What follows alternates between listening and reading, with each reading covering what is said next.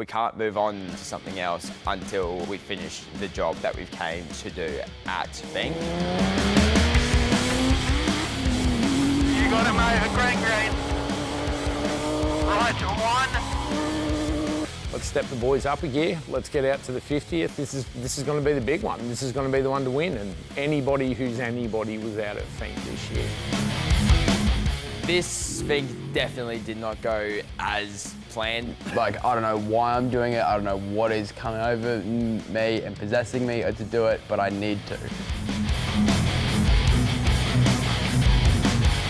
Right, mate. Let's run it, baby.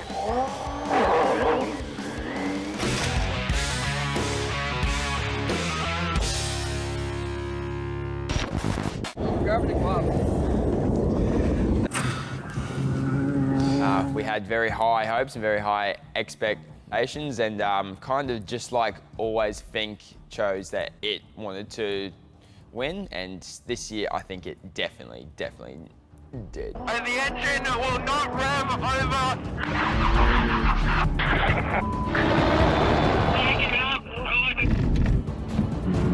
What is that? Is that a rod?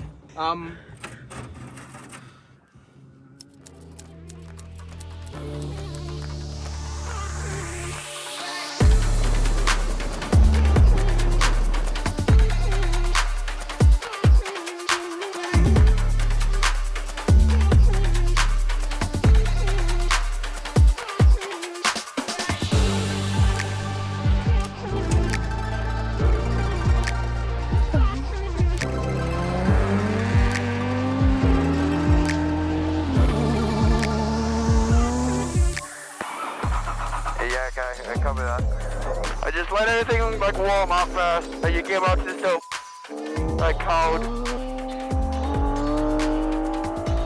Get ripped. Dude, this thing on.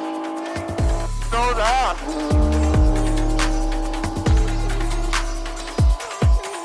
This thing's fast. Holy bro. I don't think that many people get why we choose to race Finke over the same weekend that there's also a Baja race on, but the thing is we can't move on to something else until we finish the job that we've came to do at Finke, and that job hasn't been done yet. So we're going to keep on coming back Finke until we get it done, and this year was meant to be that year. 140, 150, 160, everything on break. We've been kind of struggling with what we're doing with the racing program at the moment because I'm very heavily focused on Mexico. The twins, you know, they're very capable of winning Finke. I know that they're capable of winning Finke. We actually advertised their 10 car. We were going to sell it, put a bit more investment into what we were doing over in Mexico, and we decided as a family that, you know, we can't leave it undone. You know, at some stage that first place trophy needs to be sitting on the mantelpiece at our house, and you know, we made the call after the San Felipe 250 that let's step the boys up a gear. Let's get out to the 50th. This is going to be the big one. This is going to be the one to win, and anybody who's anybody was out at Finke this year. Oh, I think this is probably maybe my 8th Finke, you know. If you think you go back to, you know, where it all started with me personally racing Finke was, you know, me and Tommy in a little 2-door Polaris, you know, that completely unsupported, didn't know what it was like, didn't really know the track, didn't know much about how to navigate it and all the rest of it, and then that just morphed into, all of a sudden, the trophy truck appeared, and you know, went out there, and we've had a lot of heartbreaks out there at Finke with the truck, and the twins had equally been the same. You know, I knew when I handed them my Polaris what they were capable of, and they prove it in qualifying every year, and they prove it on the track every year. It's just these, you know, it's Finke, man. That's why you keep coming back. I forget the exact number of how many times we've raced Finke. It's all kind of a blur, I'd say. Like this year would have been our 7th time, our 4th year in the pro light. Yeah, getting a opportunity like that is something that not many do get or have, And being able to do that was very, very cool. And for all of these years coming back out to Finke, it's chasing that same feeling of just, this is just nuts. Like, what we're able to do is just really, really sick.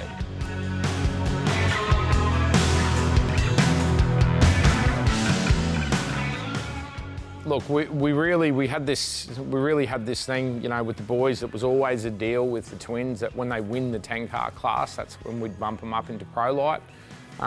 We had all those issues out there last year, and we thought, you know what, let's give the car a good rebuild. So proper transmission rebuild, engine rebuild, and all the rest of it. Financially, it didn't make sense to put that investment into the 10-car class, you know. It gives us an extra about 150-ish like horsepower, which we were working with 130 to begin with. So it's a double our power in a car that only weighs about 1,000 kilos. So it would definitely be a large power jump. This thing feels so much faster. You can like feel the cans like change, eh?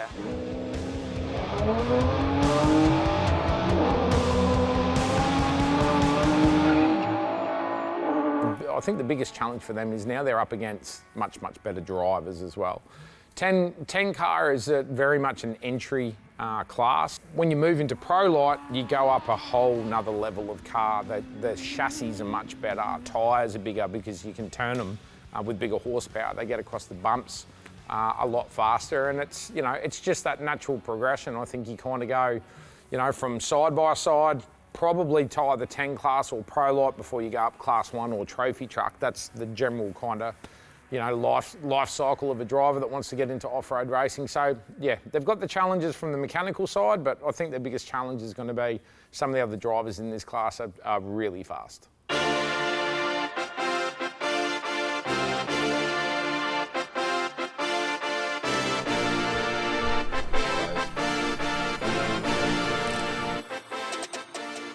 As for testing before Finke, just like every racer that we've ever done, we haven't done enough. I don't feel like you'll ever feel like you've done enough testing, but this year was definitely a lot different. We got the new engine in 2 or so weeks before we had to leave, and we only had time to test it for a couple hours on one day.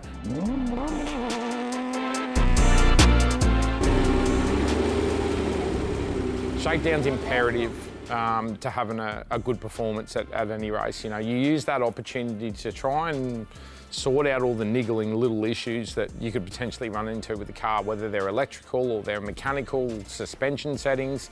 You know, shakedown for us was really important this year because they did have a little bit more power. It's putting more stress on the driveline, transmission, axles, shocks, springs. Everything's starting to work a bit harder, and the car's going to get bounced around and vibrated around a lot more. So we've got to step our game up a little bit when it comes to just the overall prep of the car. So we had that new engine built by Stuart Knowles, who used to take care of my trophy truck, and then the boys at Dallas and Kent out at High Talk were taking care of us from a tune perspective. You know, we spent days on the dyno getting the thing right, done a lot of shakedowns here on the Gold Coast, and then we had another planned shakedown out in a property near Mount Isa, which fell through last minute, which was really, really disappointing because we drove in that direction where we have access to property down south.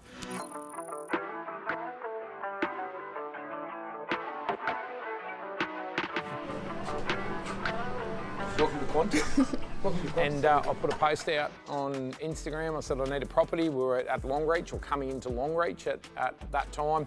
Home of Qantas. We had a ball. We spent a couple of hours there, showed the kids through the museum. How's us? What we'll do is we'll stop for lunch and we'll eat straight out of the trailer so we don't spend any money.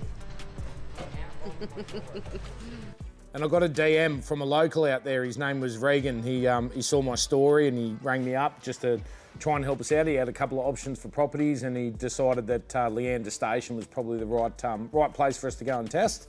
It's a family on a working station out there, cattle, sheep, and all the rest of it. They invited us out to their property to spend a couple of nights out there and get the car dialed in. I had Dallas from High Talk remotely logging in, and we were checking the tune, and we just met, I think, some lifelong friends. You know, I do travel that way quite frequently. They have a campsite down there, so if you're travelling through Longreach, look them up on Insta. Life at Leander, absolutely amazing property. They've got beautiful lookouts, and you know, And amazingly, right in the middle of Longreach, it's the reddest dirt you've ever seen. It looks like Finke, you know. So we had the best time there, shaking that down and camping out with the family for a couple of days. Got my sister-in-law here, Christy. Hello. Known her since I was a baby, and bringing in the fennel, so the Italian side. The Italian's coming out. It's so good. It's so good. Hey, I don't get paid for this. None of us are getting paid for this job. The crew that came out this year for Finke was very cut back as to how we've done other years. This year, like, we just had one very simple goal. We didn't have the time to spend with everyone, so we didn't want to bring out a big crew. And I think this year, having a really tight core circle really worked in our favour, as the team was just able to just get more done easier, not having to worry about everyone else. So I think it worked out very well. What are your chosen ingredients? Just a lot, really. Everything? Look at that piece of tomato. So we had such a good experience last year being just the family that we decided to do exactly the same thing again. We had the same crew come out again with us this year. Me and Sarah in the Big Mac. So in the back of that, obviously we had the race car, and we took the twins D-Max out as a pre-runner just because we had the room there for another vehicle, so we threw that in there. Then you had Rob Dog in his 300 and the ST5. Noah, my nephew, his grandson, rolled with him again. You guys all saw him at Fraser Island, amazing kid. Christian and Ashton actually drove my new Ram out there, my 2500. Which we've got a build series coming up on that really soon, so keep an eye out for that. And they were towing mine and Sarah's ST5. Then I had Christy and two of her boys towing a really small caravan. But Andrew, you know, buddy of mine, Espresso 79, he was committed all the way through the prep. He was there every night with the boys. He's electrically very, very savvy. He's, you know, he's part of the family. You know, and that's what it's like having family around you. When it comes to off-road racing, you know, it is a family experience, and we try and keep that family crew nice and tight.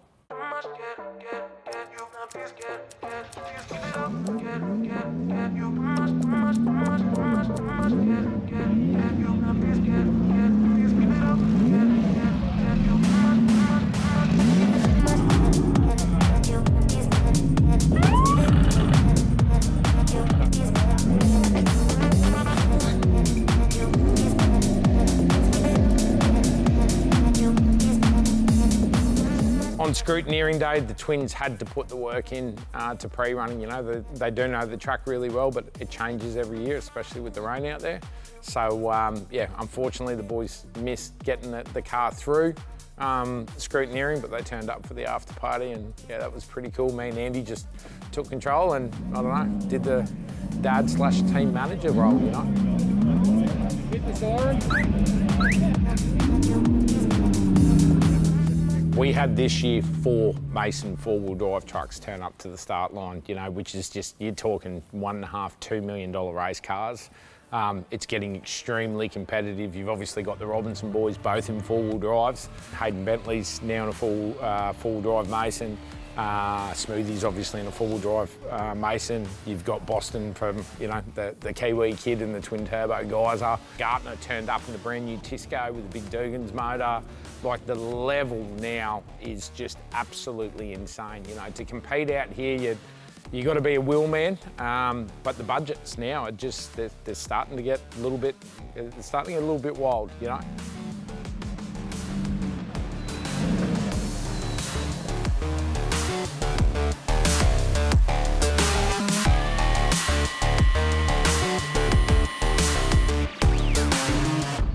Big Dog's been in the car for all of 4 Ks, and bro goes and gets himself bogged. The traction control on the fucking D-Max. Bro. Just got on the highway. Are you joking? Just got on the highway. Not only did we blow a tyre on the pre-runner while heading back after going all the way like to Finke and pretty much the whole way back, we got onto the highway at the paved road that they just paved. It's a brand new road. Got 100 metres down the road, and then the tyre blew. I don't think that you can get any more of a cutthroat sign than that. We were only there for like half an hour, and then everyone was able to leave. So we missed one of the very vital part to Finke, and that is a very fun night, so we're a bit sad that we missed out on that, but I'm very happy that the team was able to get that handled for us.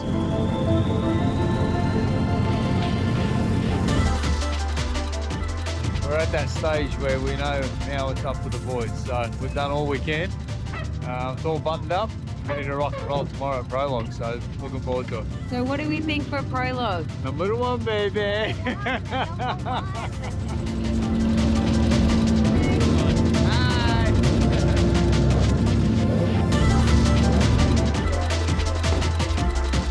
So this is your first Finke Desert Race, right? Yes. How do you feel?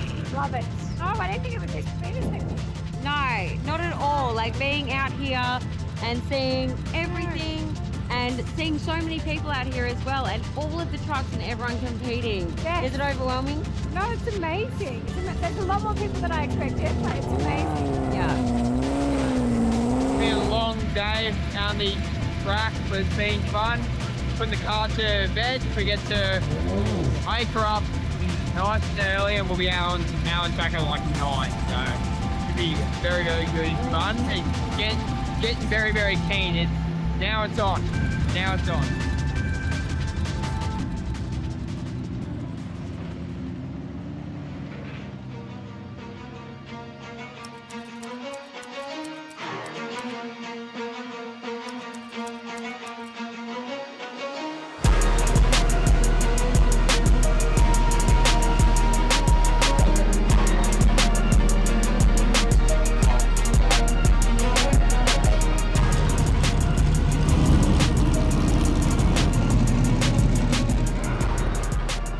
Good morning and welcome to the 50th anniversary of the Tatts Finke Desert Race. It's Method Race Wheels Prologue Day, but we have had so much excitement already.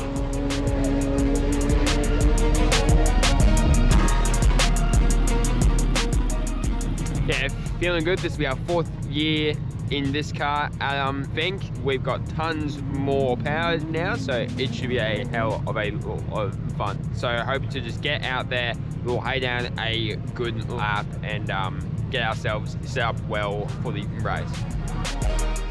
I haven't really done much research on the other drivers, though, but I know that the class that they're wearing now is much more than a beginner or entry class in these sports, so we'll see.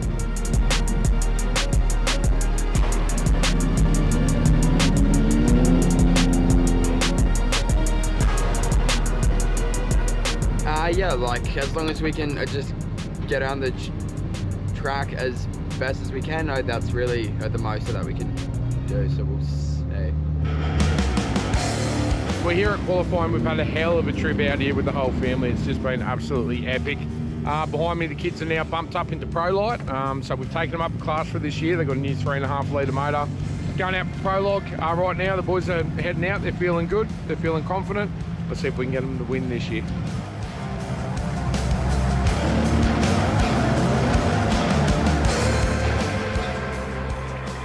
I just watched the live and I seen over the door.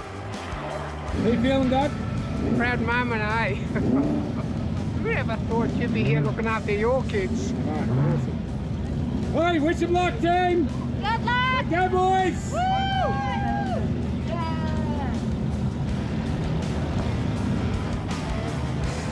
Prologue for us, I think it's always been my favourite part of Finke. Ashton and I seems to have that track very, very dialed in. We've gone first for the last 3 years in that car. Going up into Prologue now, the cars in our class have a lot more in them. They are a lot faster now, and there was one car that had a converter in it, which that for the Prologue track is going to be very, very fast. Ready for them to go. I think they're very nervous and it's a completely different situation. I think they're going to smash it. They're always calm. They know how to drive as long as the car's good. I think we've got a really good position this year.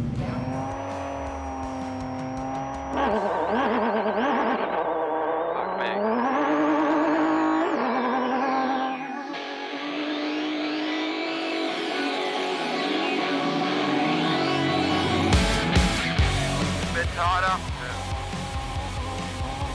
Bit tighter again. There you go. So keep holding the outside. There you go, yep. Yeah, you're good, you're good. Yeah, buddy. Get out of the water. Yep. So just hold it wide here. There you go. Just make sure you don't over jump it.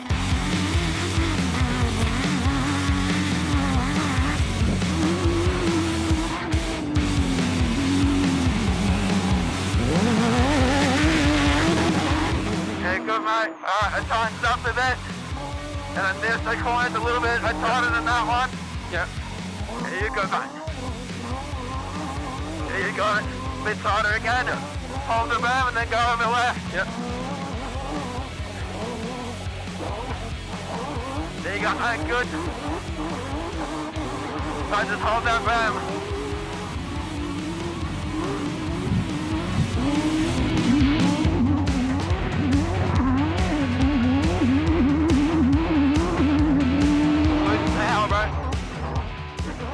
Yeah, okay, just get it done. Yep. Alright, brake. Yep. Just hold on the outside. It's doing good, mate. Yeah.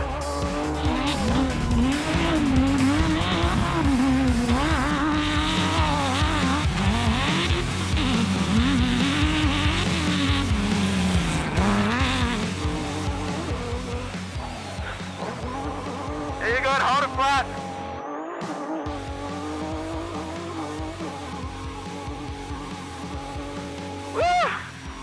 Not bad. Good job. You want race results? Good. They look like they were doing so well. I can't wait to see the results. Up for the boys. They look bloody good out there, didn't they? Good. Hey? The old timers are in the big crew. I reckon that's probably a 4th. Yeah. If I'm gonna guess, I'd say that's solid like midfield. Yeah. I broke up the whole way. What happened? It was running like a class 10. Wouldn't open up. Really? That was like a 10 car. Yeah, that was. It was like 10 car power. That's a solid 4th or 5th there. Third. Really? Third. Hey, that's that Brent Marsh. Yeah, that's the one in front of you. You hear that thing? And then like over the and the bumps just Obviously, fucking go. it just kept on dying. Was it splattering like it did, or was it different? No, it was like it kind of felt the same, but not More just down off there. Right, so we are back in after our prologue lap. We ended up coming in 3rd in our class, which is not exactly where we wanted to be sitting, but we ended up having some issues with the car. We made some last-second changes to the tune because we found a knock in the engine, and that last-second change ended up causing some other issues for us. So we didn't have all the power that we should have. But we just changed the plug. It's got a new tune loaded in. Got to go test the car and hope for the rest of the weekend that she is going to be all good, which she could be. The car is very, very fast when it's on, so we just got to hope that after these couple changes that she will be on for the rest of the weekend. 458, John Towers at 504, you guys at 509. Yeah? Toby Price done 458. Yeah, so if the car's carrying on like that, 3rd, mate, you got to be happy with that. Yeah, it's all day. You got to give it tomorrow now. Let's just change the strategy then, whatever. Yeah, whatever. It is what it is. Driving was good, but there was easily fucking next head. So qualifying didn't really go to plan, 100% to plan. Look, the boys came 3rd. You can't be disappointed about coming 3rd. I think they're about 21st overall out of about 120 odd cars. But look, we had some issues. We kind of been fighting a gremlin in the new engine package, or the tune of the new engine package, since we started. We've had a lot of things that have caused some problems. We had an alternator fail, then we had a big continuity issue on the main breaker. We changed that out all the time we were trying to chase the tune, and now we kind of really don't know where we are without having a dyno out here. I'm on the laptop talking to the guys back at High Talk. Going to see if we can get it dialed in. Just hopefully everything's good for race day. Changes the strategy a lot now for the twins. Christian's just going to have to send it. He's just going to have to go full send. and see if he can make those 2 places back in his class by the time he gets down into Finke. So look, it's all part of it, right? It's all part of the fun. The family's out here, we're having an absolute friggin' ball, and you know, first is always good, but first or last, just being out in Finke is always amazing.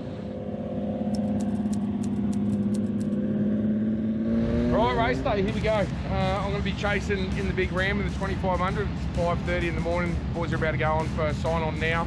We're going to leave them here. The semi's staying here, the Mack truck's staying here this year. We've got the whole crew down at Finke, but yeah, we're going to head down to the water tank like I normally do. I'm going to V-line down there now, wait for the boys. Once I can see that they're within kind of 20, 30K of the water tank, then my plan today is to stay about 20 kilometres in front of them. Feeling good. It definitely doesn't feel as cold as it has in the years before, which is making us feel good.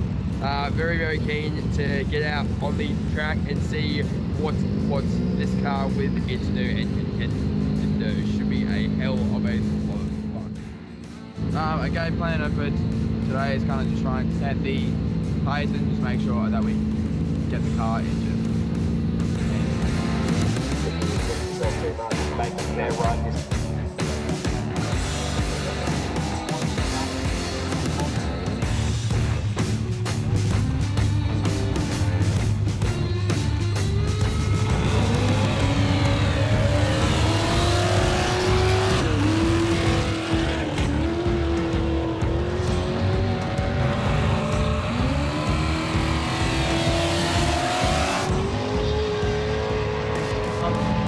Boys are on. We're all prepped. It's been a tough one, but we got here, and I think they're going to do something pretty special. So yeah, we're pretty pumped for it. It's been a very tight, family-orientated crew. All the nieces and nephews and all that have been onto it as well. So, mate, I'm blessed to be around the family. And what more can we say? We've done it as a team, and now we just got to make sure everything sticks together on the truck. The rest of it, mate, the boys have got it 100%.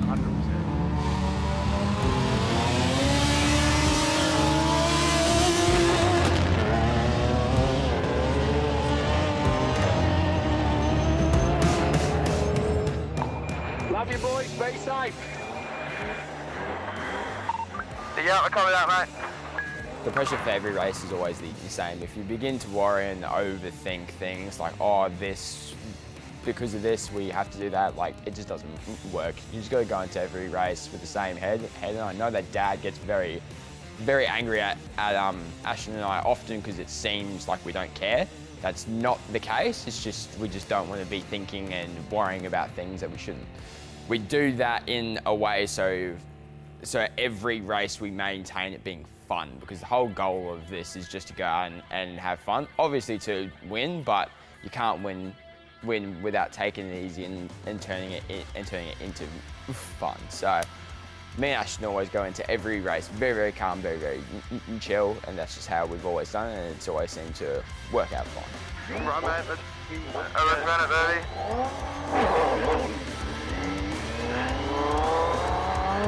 Alright, just take it easy in the stadium, yeah? Just take it easy and just let the car just warm up. Yeah.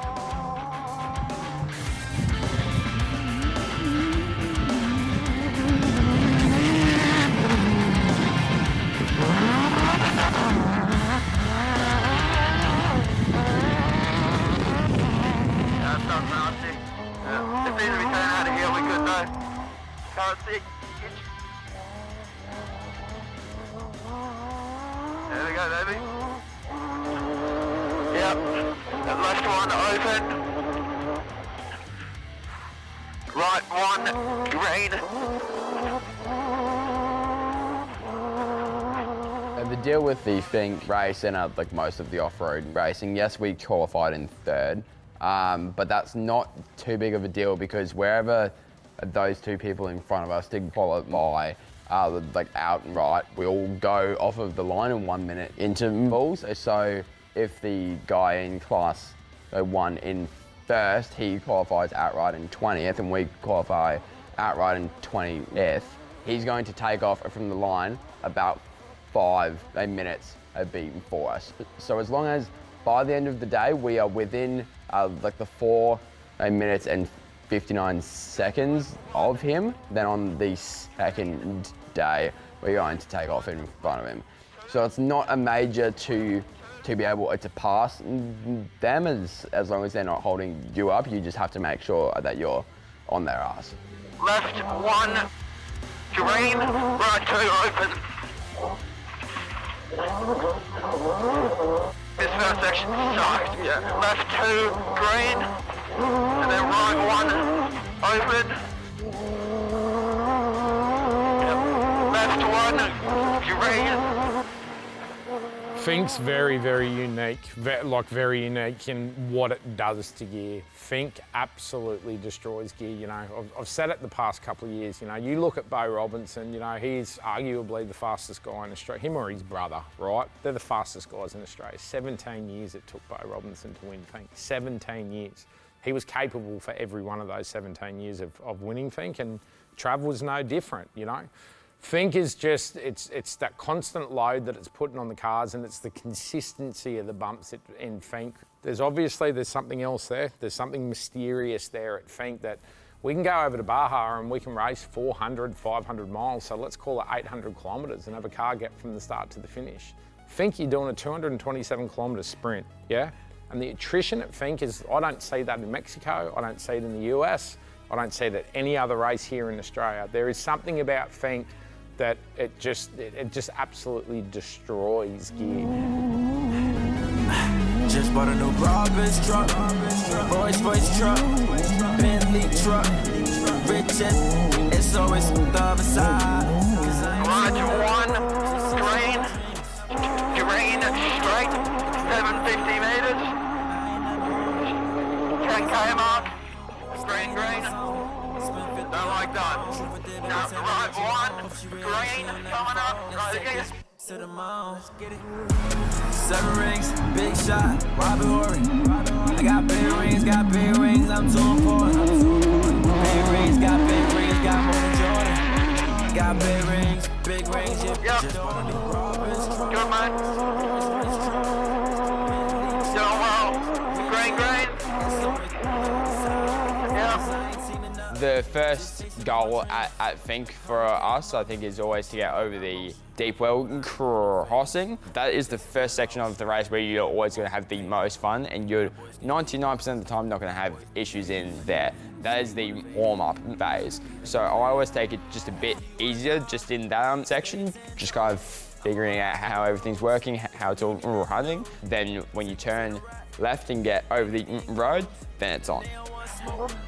You know I roll. Just bought a new Robbins truck, Royce truck, Bentley truck. The chair just up here. Yeah.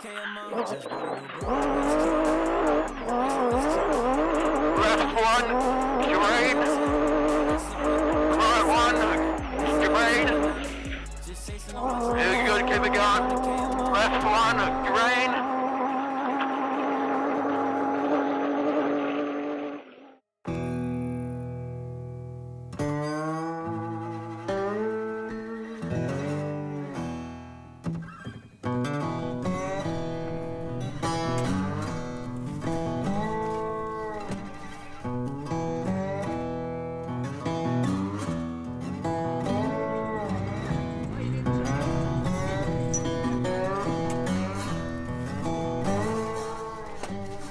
Just pulled in a camp at Fink, and it is absolutely stunning. If you'll see, compared to any other years that we filmed here, it's normally the red dirt, which is beautiful, but we'll show you the surroundings, and it is grass everywhere. So they must have had a lot of water, like, you know, we've had everywhere at the moment, which is exciting. But we've got a pretty cool campsite, and we're just going to get set up.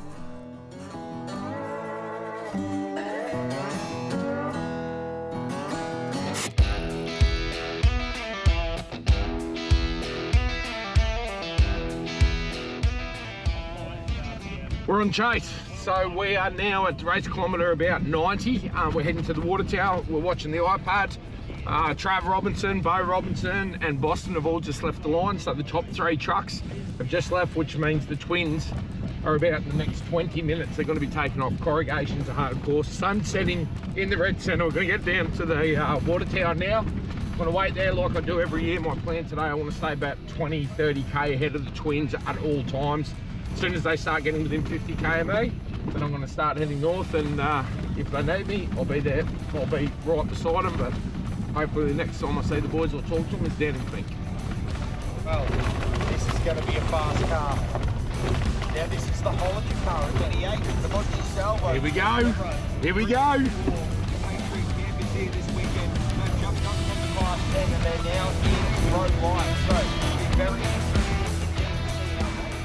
Preserving the car is a big part of the strategy at Finke, you know. The fastest guys are the guys that often don't finish, you know. And you see that lead change at Finke every single year on the way down or the way back. The number one goal at Finke is get to the finish first, you know. Getting there the fastest is generally not the way that you win it. Mate, we just got the live tracking on at the moment, so the boys at 188, so there they are there. We're just going to try and track their speed and see their checkpoints and keep them up to date on what's going on. So hopefully, bro, hopefully.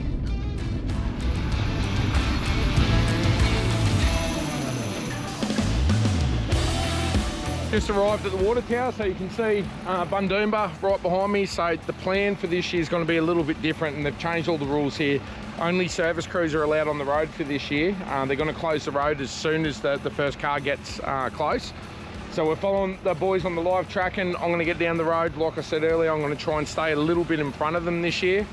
I've got so many questions over the past couple of days since I've been out here on, oh, Justin, are you disappointed you're not running your truck? This is better than running my truck, you know. Watching my kids do this, you know, taking over the legacy. I have as much fun chasing them as I do driving my truck. So for everybody that'll probably put in the comments that, you know, when your kids are following their dreams and kind of following your footsteps, man, how could I be disappointed about being out here in the red centre and watching my kids do this? So, yeah, hopefully today is their day. We'll get down the track a little bit. We're going to keep you updated, and we'll flick back to the car now. Let's see what's going on down in the 188.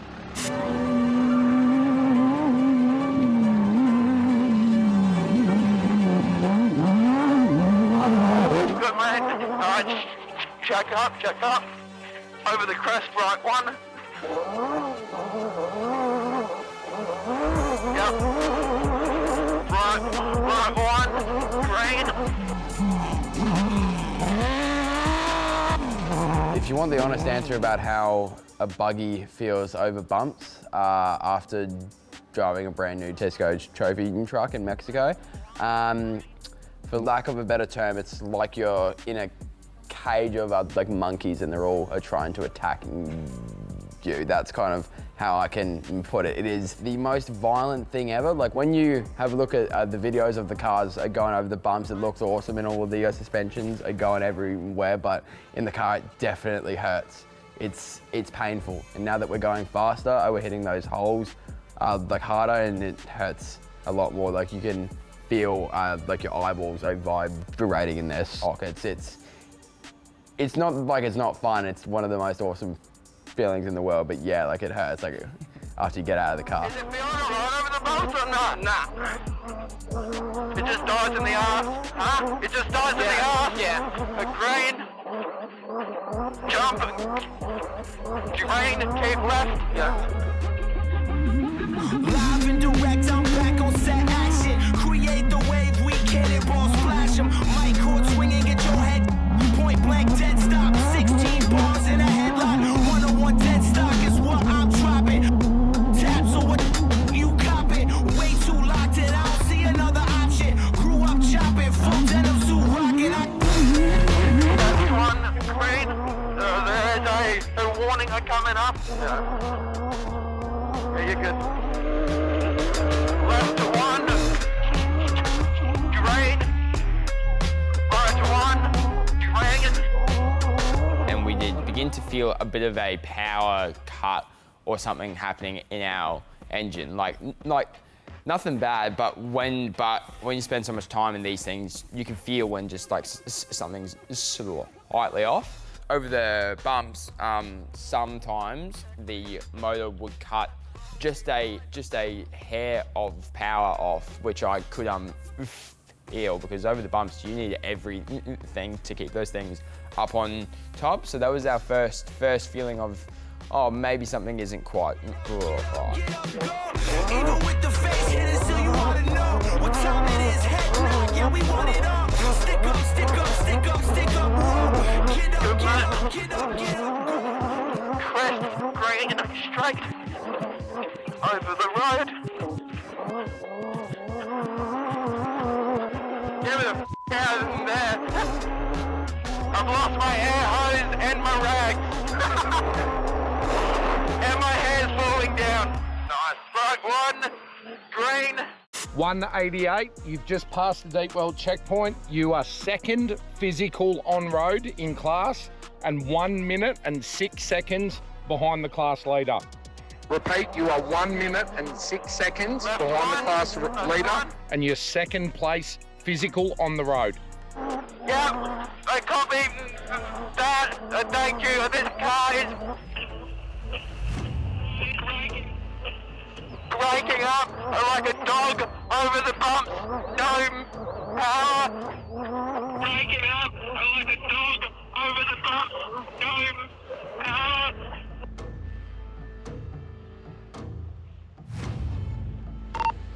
Copy that, mate. Do what you can. Just preserve the car. Keep it moving. You are 1 minute and 6 seconds behind the class leader. Keep it moving. Yeah, we're coming out, mate. So what's up, bud? Are you good? Yeah.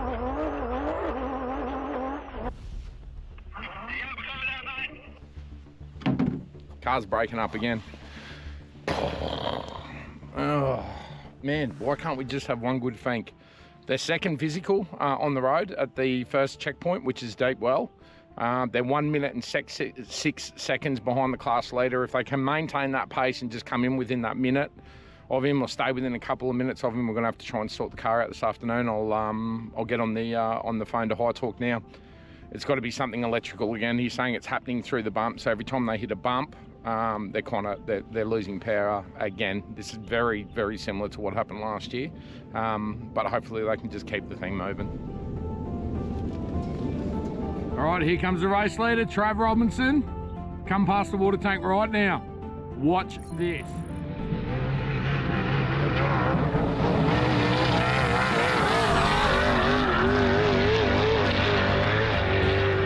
Number 2, Boston, in the twin turbo.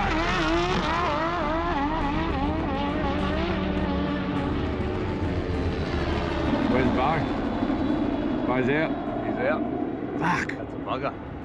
I don't know any more that we could have done as a team, and I don't mean just us, I mean everybody supporting, you know, between the engine builder, the tuner. I don't think there's any more that we could have done as a team to try and ensure the success, and sure enough, not even halfway, and we start getting electrical problems again. But these are the issues that we've been chasing the past couple of days now. We've made some changes out here just before the race to try and iron some bugs out. We've turned some of the safety features in the engine off. I made that call. Ultimately, it's my responsibility. I don't think we told the engine builder that we did that, but we did. And I think it's now going to start biting us in the arse. We've got the car in limp mode. He's only getting about 5,000 RPM. It's starting to cough and splatter again, and I'm just, how can this be? I'm watching the tracker, and the twins are still with the issues that they're having. They're a minute behind the leader, behind the class leader. They started off from third, but one of the cars in front is already DNF'd from this point, so they're sitting in second by a minute. So my advice to them, my goal was them, just keep that car moving forward, and me and Dale will come together on the phone and we'll start looking at the data and see if we can give you some sort of strategy to resolve it.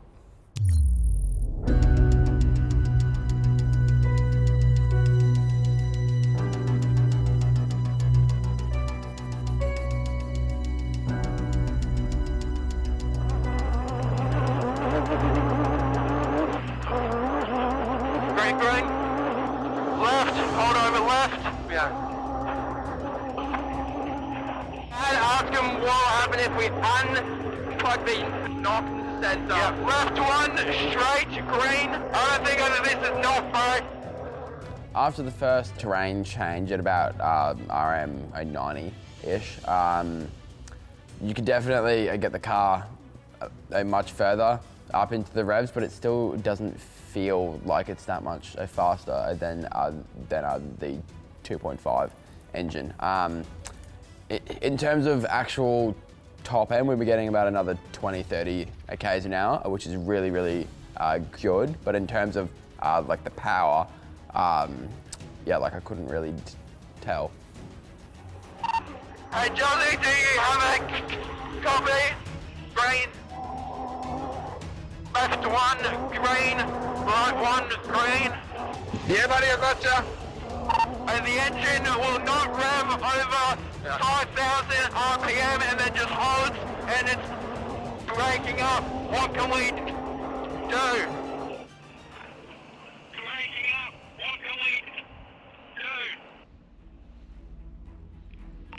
Just confirm, you won't get it to rev over 5,000 RPM. Is it actually spitting? Is it coughing? Or is it losing power? It's coughing. It's coughing. It's like it's hitting like a limiter. Copy that. I got Dal on the phone, mate. Just keep moving, keep going forward. I'll get you back. Green. Big chair, big chair. Good to go.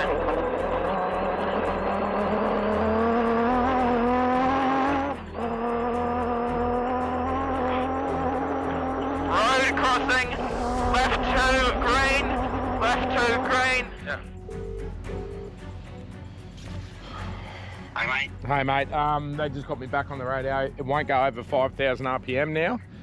And when they hit 5,000 RPM, it's coughing and spinning like it's got some sort of limiter or something on it. I told them to keep moving, just keep driving forward.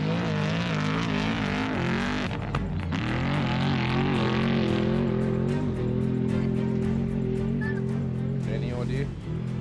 I'm just trying to dig through it.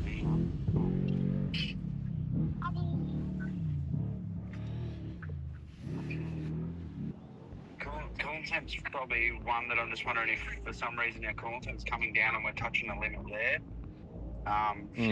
Fuel pressure seems to hold the whole way through. It does deviate just a little bit, so say sit to 57 and it'll drop to 47, so we've got a 10 psi difference. Yep. But I don't think that should be enough to cause the flat spot, I don't think. Yep. Have you got fuel pressure on your dash, mate? Do you have fuel pressure? So I just trying to look over. Oil, fuel. The fuel pressure is around 5.8. 5.8.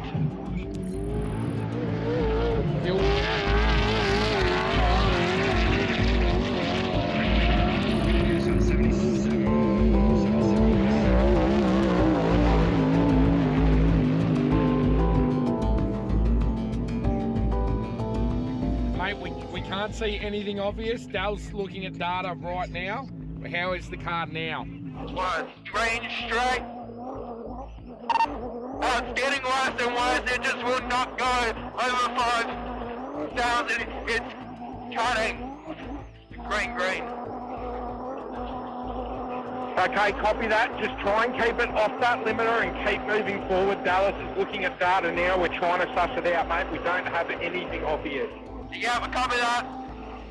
Stay off the limiter. Keep it just before the limiter, but do not stop unless you have to. Keep moving forward. He said just keep it off of the limiter. Right, 2, sorry. Yeah.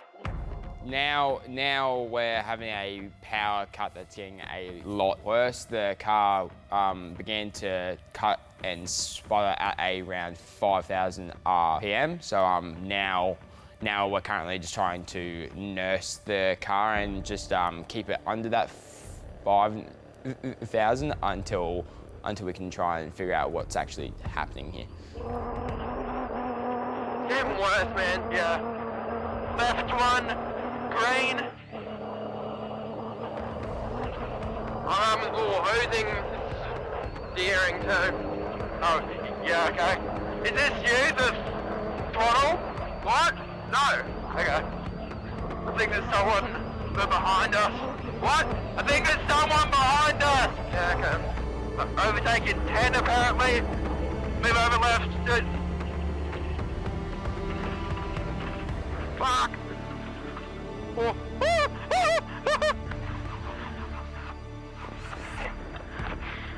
Fuck.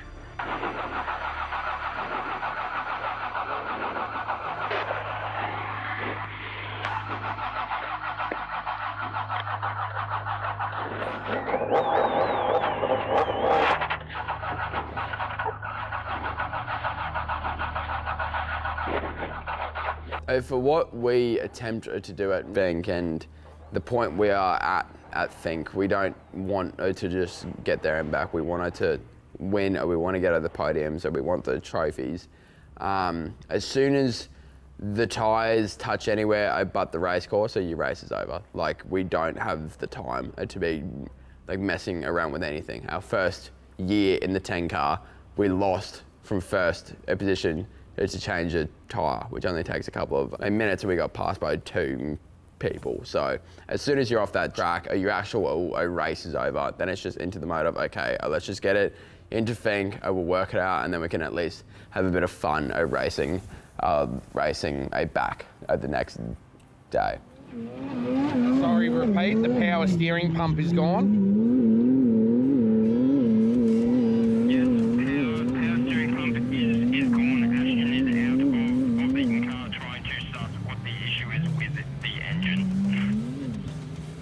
Okay, we're thinking it's oil pressure, mate. There's a 5,000 RPM limiter if it's under 39 PSI, but we can only see that if it's running, mate. I'm going to get in the car. I'm heading your way. Okay, so we've got the TV set up, which is pretty cool. We get to see all the action that's happening. We have heard that the boys are pulled over. They've got some power steering issues, but hopefully Justin can get there, they can resolve whatever's going on, and they can get back on the track and they can come here. So, got our fingers crossed right now, and yeah, hopefully they come into Finke. I think we're good.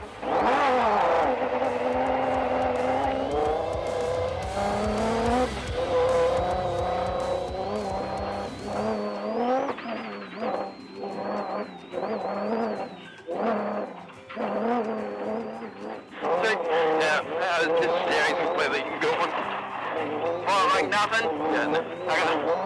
Just trying to keep my fingers out of it. So the boys have just got the car going again. They've got no power steering, and it's still breaking down, but they're moving. They just want to get into Finke, obviously, and see the fam. Okay, keep an eye on the oil pressure. We think if it dips below 49 PSI, that's where you're getting the engine cut. So keep an eye on the oil pressure and let us know if it gets below 49 PSI. So we've got the car radio so we can hear what's happening between the boys and Justin and Andy in the chase car. So it's keeping us informed. At the moment they've got no power steering. So they're making the call if they're going to call it at the water tank and go back to Alice Springs, or if they're going to keep coming with no power steering and hope for the best and bring it into Finke. So, you know, we hope they make it here, but that's a pretty big call to make. Big call. Big call. Let's have the best. Christian, what's the call, dude? We're just going. Like, we don't really have choice. So me and Andy jump in the Ram, hightail it back about 20 k's. We start heading south. I stole some power steering fluid on the way. We had all the tools on board, but we didn't have the fluid. The fluid was down at Finke with the rest of the spare parts. And we met the boys on the track, and me and Andy just went like full ham, you know. Left the boys in the car, and we started diagnosing it. We got the power steering reservoir where he filled it. We found that it was just a loose barb fitting, so we got that cranked up, got the power steering all sorted. And then we ripped the covers off the side of the motor, and we just started playing with every single sensor, and the car wouldn't start. It wouldn't fire, it wouldn't ignite, and Andy started wiggling the crank angle sensor, and sure enough, the car fired back up. It is the exact same issue. I'm just pulling the log out so we can try and get some data. We're going to send them back out. There you go, boys. Green, baby. Car's going past.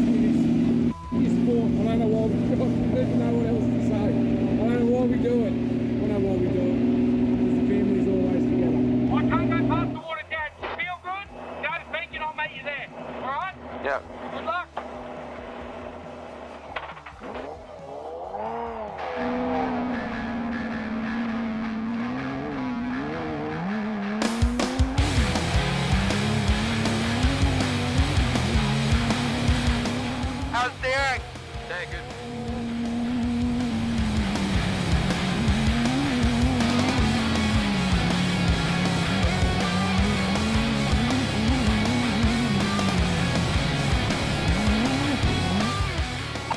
Ash, how does that feel? Engine and power steering.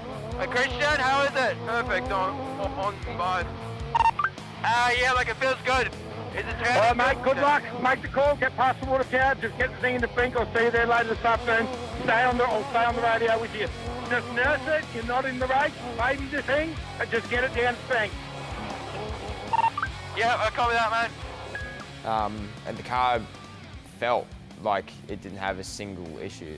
The car felt mint. It was running exactly as it should, and then as I kept on picking up the pace, it just kept on hiking it and just wanting to go faster. And we didn't have any signs of anything going wrong. It was just like, oh, okay, I think we've actually fixed it. I think we've actually solved it. So then me and Ashton got back on pace and began to have a hell of a fun. Yeah, come on, boy. I don't know why we're high-fiving.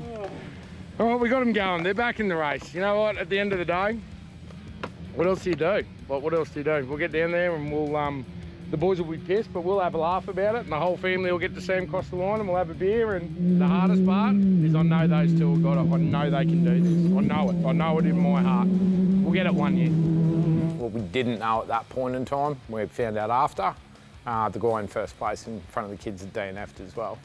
So all they had to do was get that thing down into Finke. And it's probable that they would have been on time. They would have been in top 3.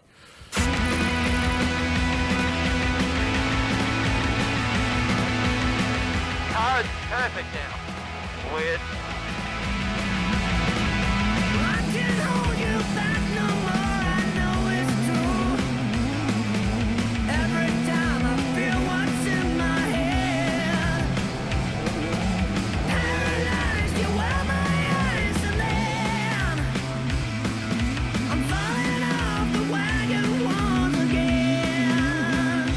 So we got the boys back onto the track.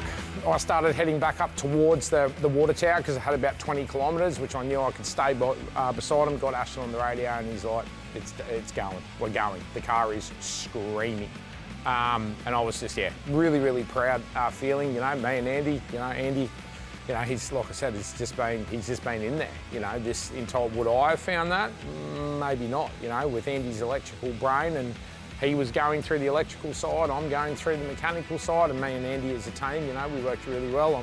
I could hear when Ashton came over the radio, I could hear that thing hitting peak RPM, and Christian was just absolutely into it. And that was a really nice feeling, I think, for the pair of us.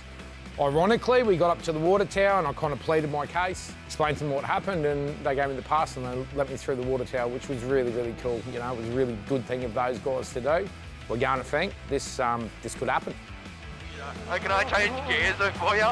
No. Please? No. Just a little web. Surely. Just a little web. Okay, go up. Oh, yeah. You're such a child. Just a little web. Just a little web. Just a little web.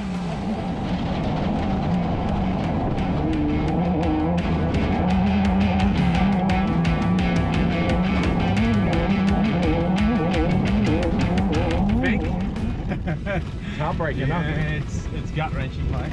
It's heartbreaking. Look, the boys are... The next part of the game is now to get them over the finish line. That's our goal, right? Yeah, there and back, right? The whole family wants to see that, and I think that's still an achievement, because this is not for the faint-hearted. So, we've got them going just. We'll get into camp this afternoon, and then we'll do our bit. Yeah, we'll reset. We'll see how we go. Reset. Give the big dog a pedal tomorrow. Yeah. So if you've been wondering, that's why Ashton always goes second. That's why Christian always goes first.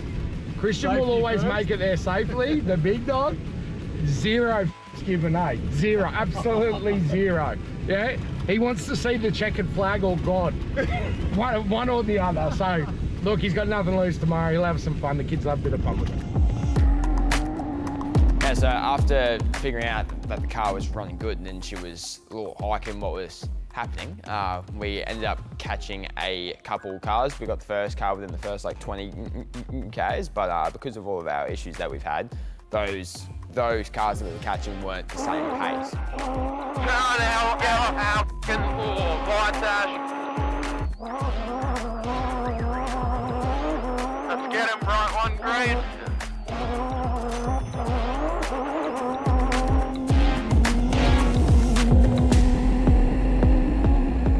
Here you got him, mate, a green. Green. Right, one. Oh, I want to tap green. So bad. Right, one green. Get him. Left one. Green. Either way, at Finke, passing cars is very, very fun. It's something that that Finke you don't really get to do often because everyone's kind of the same pace, just working back. So when you get the opportunity to pass, it's game on, and it's a lot of fun. Left one. Green. Oh, that's a hole.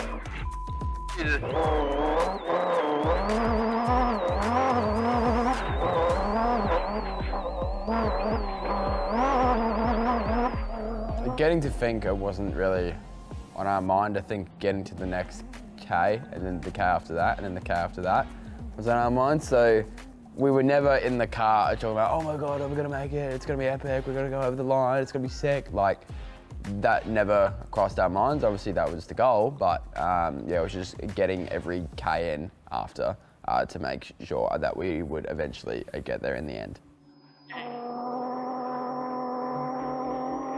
Alright, check, left two are coming up. Check. Left two. Lovely work, mate. Right one, green. Right one, green. Left three, open. Yep.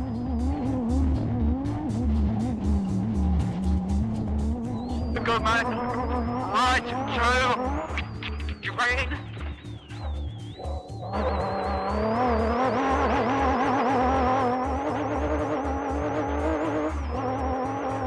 Left one,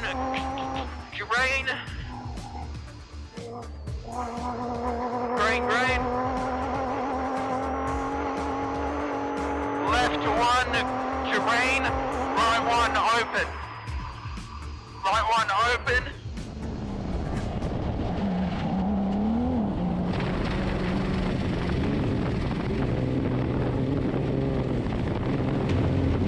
And into a left, three open.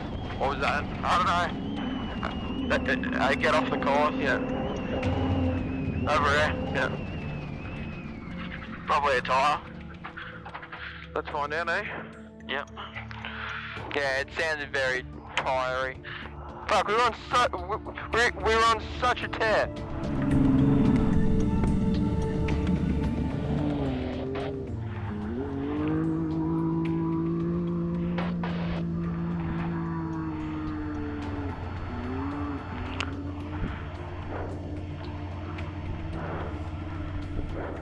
What? The gearbox is fucking disintegrated. What do you mean? There's just oil pumping out of it. Race, go. You guys can get out.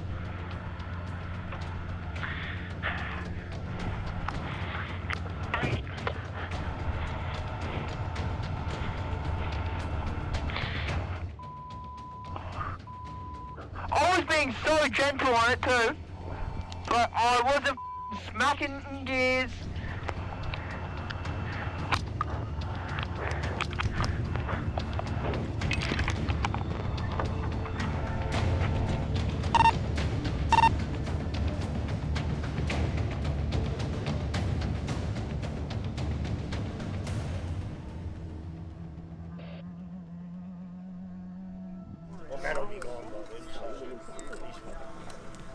Well, it sounds like they've pulled over again. Same issue, power steering. Not sure what's happening, whether we're going to be able to get some oil into the vehicle, whether Justin's got some on board. Justin's at the moment just trying to catch up with the boys. Bit in the air at the moment. We're down. It sounded like back in gears and there's oil everywhere, so I don't know what I did. the two guys that were in front of you DNF'd. 2 cars behind you have DNF'd as well. Or if you cross the finish line right now, you'd be in 2nd or 3rd in class.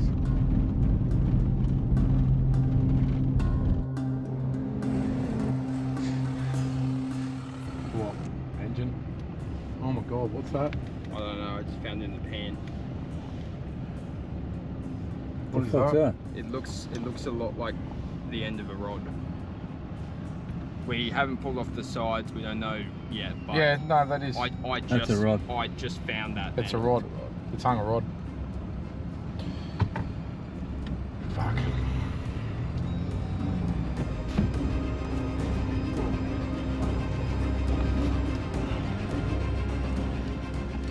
A bit hole in the side of the block. Yeah, they were sitting here. We were just filming a piece, and I was just having a round. Yeah, that's the bottom of a rod for sure, mate.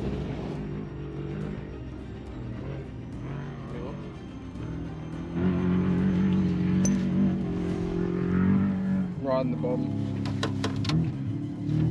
Oh Jesus. Yep. Well, that's that done. That's over. That's Finke over.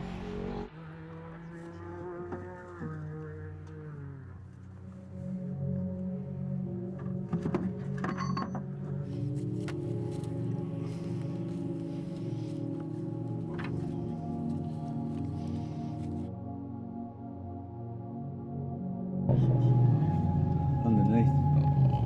It gets worse. Yeah, Ashton, myself, and the car, we the relationship that we had for the month leading up to Finke, the week of Finke, and then the day of Finke, it was a fight. She fought us the whole way, and she didn't want to let us have it easy. But she gave us hope. She gave us a hell of a hold of hope, and then goes and does that. It wasn't making any sounds. It wasn't running rough. Like it was singing. It was the most perfect it's ever felt. But we've been chasing the dragon this whole week. It's been that crank angle sensor the whole time. Do you think? Yep. The whole time. That's yeah. Right, that is Finke over. We had lots of issues this year on the way down, more than we've ever had. But weirdly enough, the other issues besides this, which we'll get into, have been kind of issues we've had before. We've made changes to fix them, and then they've kind of come back in their own ways, which really is not fun. That's probably the worst issues that you can have, is the ones that you've tried and fixed and it just keeps on happening. But as a cause from those issues, Hodney came and said hi, and that engine now has a hole about that big in the bottom of it. So the car was on song. It was very, very happy until she chose that she didn't want to play ball. So a bit of a weird one. Bit of a downer. Don't really know how to feel at the moment. It's just as every year we try harder to get a good result, and it always just comes and just bites us in the ass. But I think that's what keeps you coming back, I guess. We just want, which we say we just want 1 year. Every single year is, oh yeah, you'll learn from this and you'll keep on coming back, which for some weird reason you keep on having issues and shit, you keep coming back and shit keeps on going wrong, but you just keep coming back because you just really want to do well.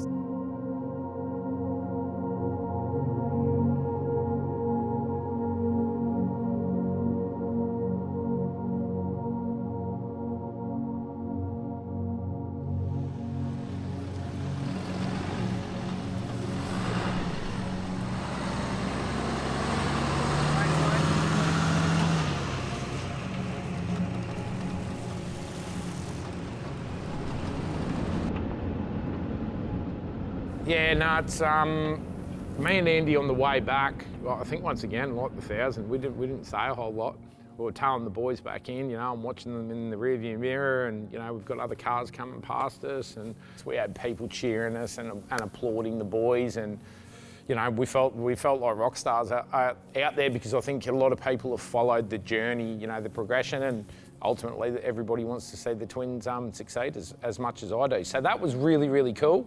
But yeah, we didn't talk a whole lot. There was a lot of the kind of what ifs, you know, what if we did this? What if we did that? What if we changed that? Why didn't we think of this? And that's racing, hey? That's saying, that's racing. It's just all part and parcel of it.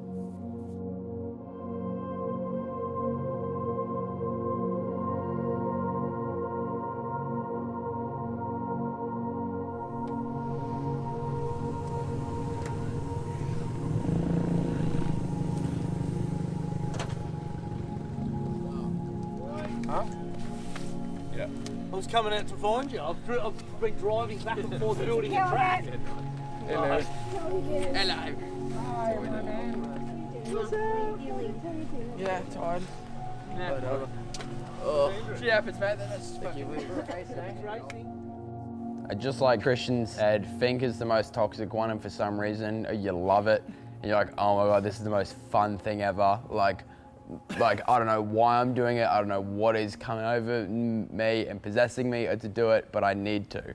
So it's just one of those races. It's going to kick you and kick you and kick you, and then one day it's going to be nice, and it's going to give you a one day of being nice, and you don't know when that's going to happen, but we damn hope it's soon.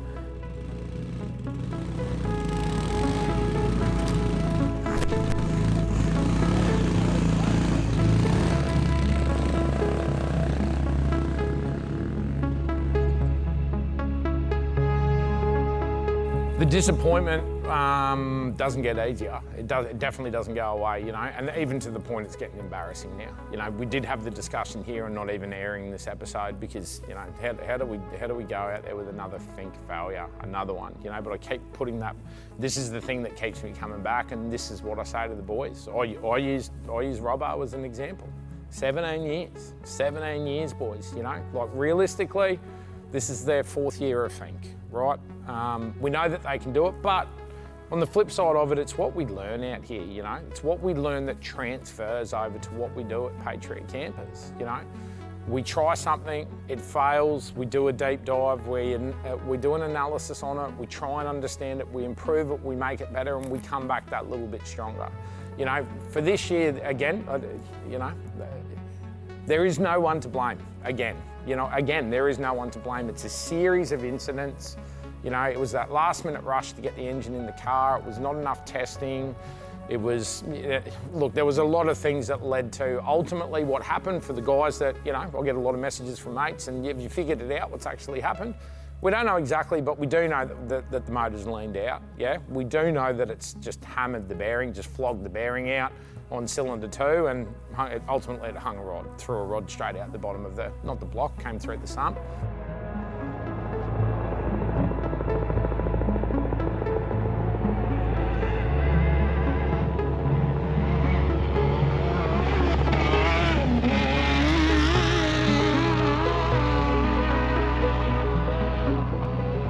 I don't think we're going to give up until we get that win, and when we get that win, then we'll call it over for Finke in the years to come. But it's not over till it's over. We know that we're able to. We know that the cars are able to.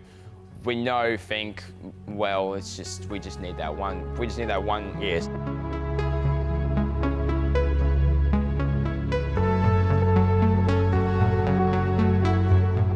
We got to, you know, we got to get the car back in, and the whole family's there to support, and, you know, we did some things there. Normally it's mad rush, re-prep the car, we're up till late at night, we go through everything, and it was just, pressure came off. We all jumped on the dirt bikes, and me and the twins and the family just rode around all the other pits, went and saw all of our mates, our other racing mates. You know, we hung out with a bit of a crew.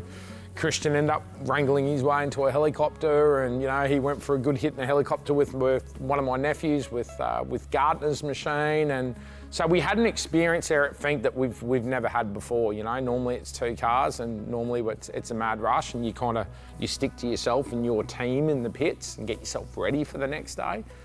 Why it's leaned out, that's probably the only unknown, but we did turn off the safety measures in the engine too, you know, and that was my decision, you know, get the boys to Finke first or blow the thing sky high. It was going to be one or the other. ultimately. The ladder is what happened, and it's knocked us out again. But once again, we'll learn from it, we'll improve on it. You know, we've got Motec going in the car now, so we can control it a little bit better.